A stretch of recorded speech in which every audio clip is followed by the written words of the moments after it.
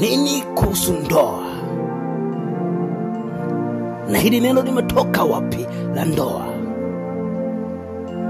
Ndoa ni mpango wa Mungu ambao ulianzishwa katika bustani ya Edeni. Ukisoma pale Biblia inazungumza vizuri kwa habari ya ndoa. Kabla ya mwanamke kuumbwa kutoka katika ubavu wa Adamu, Adamu aliishi peke yake.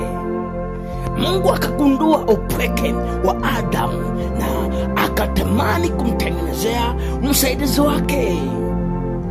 Biblia inasema kwamba akampa usingizi na akamtengenezea msaidizi wake. Na baada ya pale Adamu kutengenezewa, akawa na msaidizi wake ambaye alimsaidia mambo mengi. Lakini ajabu ni kwamba siku za leo ile position ya kike ya mwanamke kwenye ndoa, ni wangapi ambao wameshika? Kuna mwanaume, kuna mwanamke ndani ya ndoa amekuwa kikwazo kwa mwenzake. Wakati mwingine mwanaume analia, anajuta, hana namna. Wakati mwingine mwanamke anajuta, analia, hana namna. Vipi kuhusu ndoa?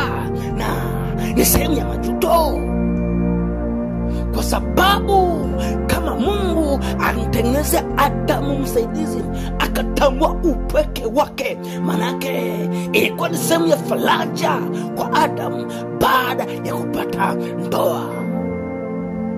Kwa matokeo ya ndoa ni matokeo yaliyomo na upendo na faraja. Lakini leo iko wapi ile heshima ya ndoa? Iko wapi ile faraja ya ndoa? Iko wapi ile amani ya ndoa? Iko wapi?